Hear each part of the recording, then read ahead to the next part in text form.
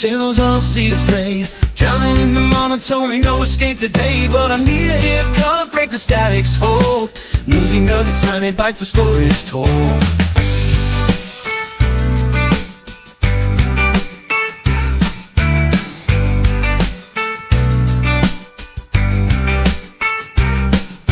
Say goodbye to boredom, headlines made of gold. Twist and shake perspectives in a way so bold. They serve it up with humor with a snarky twist. Little bites and news to fill your daily list. Hey guys, it's Mo. It is the 5th of November.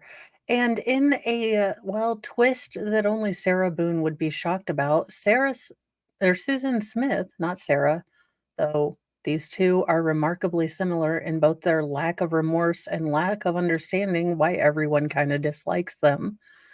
Apparently, Susan Smith's parole board gets 100 plus letters opposing the killer mom's release. Quote, she belongs in that lake with her boys.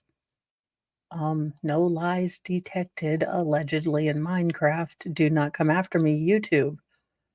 Susan Smith, this chick with the, of course, coffee eyeliner that Sarah Boone so awkwardly, mimicked. Susan Smith in prison for the cold-blooded and calculated murder in 1994 of her two young sons is hoping to be granted parole later this month, but shocking no one again but Sarah Boone and probably Susan Smith. The parole board has been deluged with dozens of letters in opposition from family, friends, and members of the public. The South Carolina Department of Probation and Parole Pardon Services confirmed that it received more than 130 letters regarding Smith's parole bid. While the letters are not publicly admissible, a Smith family source told the Post that many of them are full of nasty comments about Smith's attempt to get out of prison after 30 years. They're awful, said a relative. They say things like, quote, she belongs in the lake with her boys. People do not want her out of prison, and they're telling the parole board that.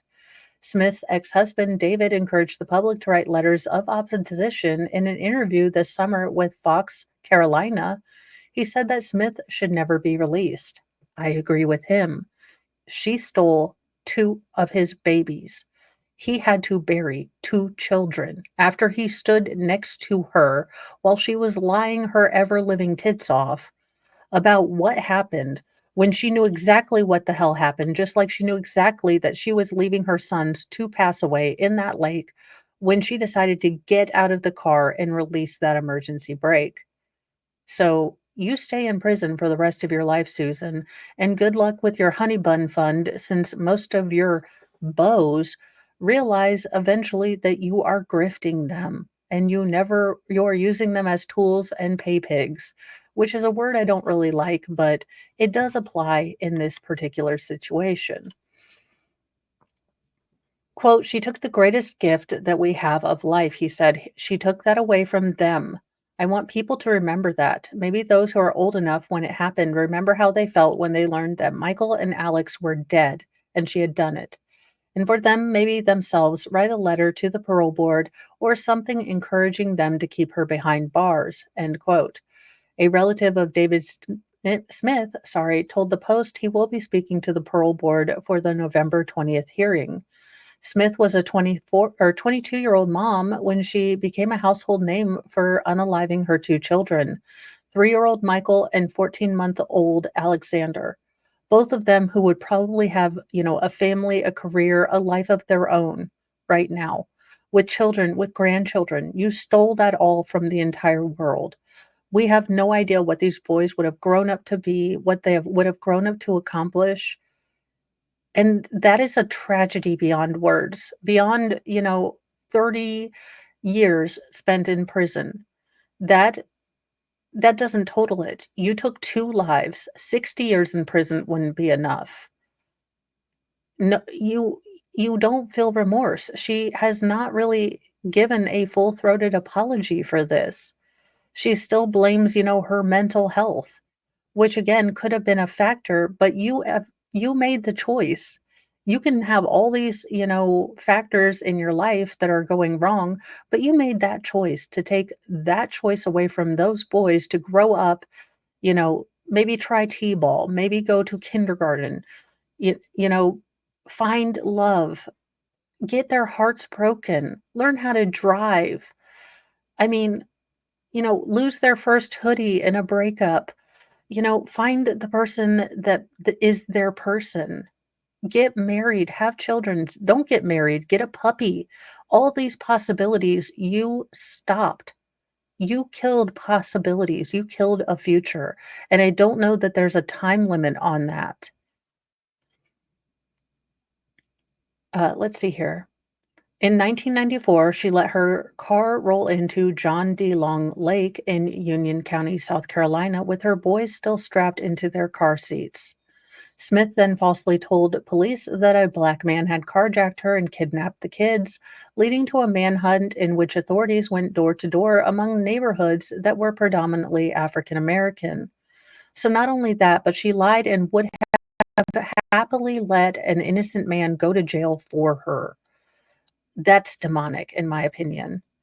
Smith and her then husband David appeared on national news every day pleading for the boys' safe return, but 9 days later, Smith finally confessed that there was no carjacker, that she had drowned her sons in the lake.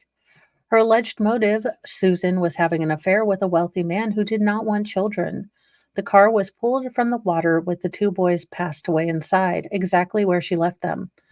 And let's not even think about the family and the friends who were victimized, but the first responders, those divers who had to make the horrifying and, heartbreaking discovery of those two little helpless children.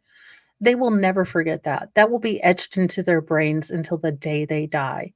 And all of the police officers who were diligently looking for these two little boys, hoping, actively praying that they would be the ones that found them and there would be a happy ending.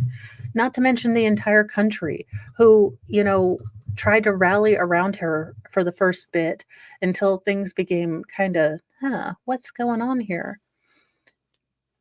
Everyone dropped everything to try to find these boys. This was a massive thing. I was but a young one uh, when this happened, but I still remember at 10 years old being very, very, flabbergasted that a mom would do this for any reason.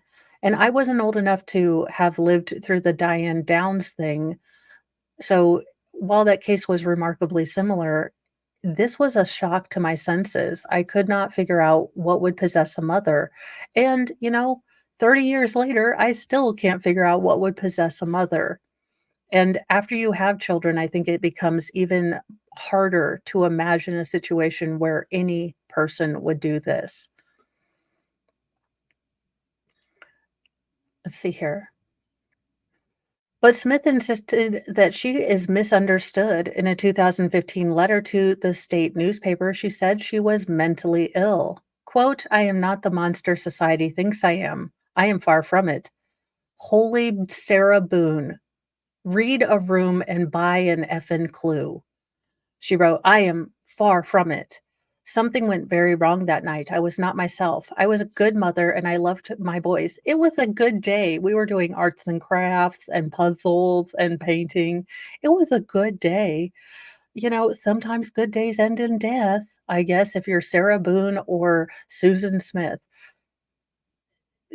The remarkable similarity and the lack of ability to read a room, to take personal responsibility of Diane Downs, Susan Smith, and Sarah Boone is shocking to the senses.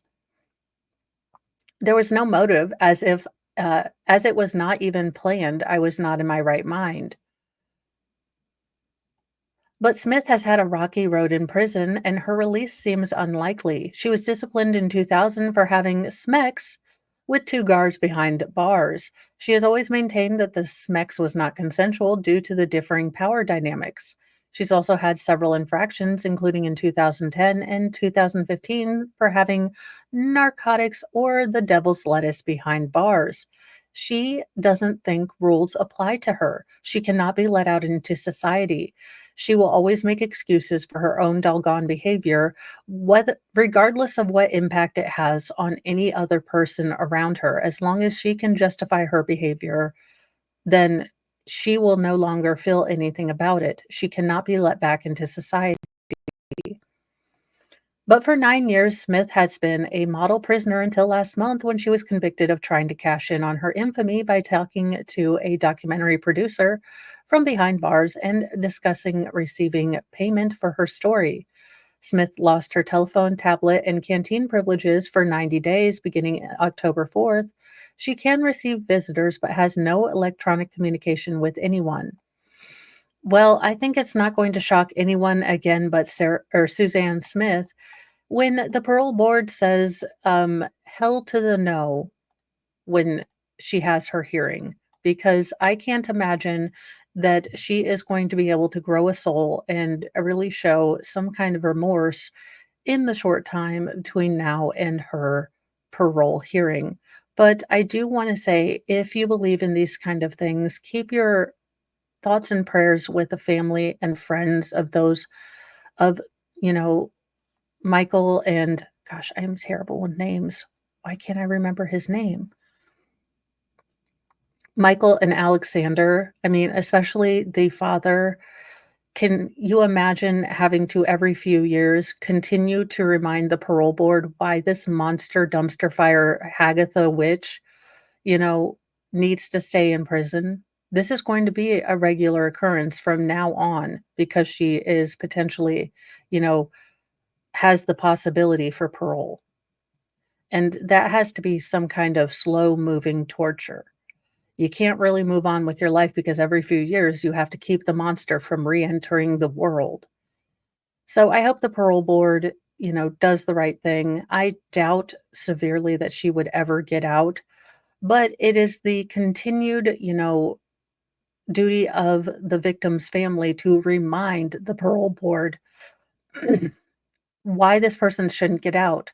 And that seems incredibly backwards to me. But these are just my thoughts.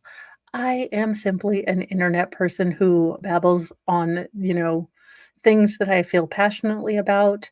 But I think that this heifer should stay in prison for the rest of eternity and beyond. And those are my thoughts. Please like, share, and subscribe. I do have a morning show that starts at 8 a.m. news or mornings with Mo. And it is, all of the headline news, some true crime news, no politics, no shenanigans, just funny kind of absurdity that I find on the internet. So, if you like that, and I have a nightly newsy news program that starts at 6 now Eastern time, where it's a little bit spicier, but we still kind of keep the same general vibe. So definitely follow me if you would like to get more of these news stories with my sort of personality, snark, wit, heart, it works together and we all end up having a good time. Great chat. So if you would like to join, please look at those things. I am trying to get better at this internet grifty thing. I'm sure I've heard hell that there's a class. Bye, you guys. See you in a little bit.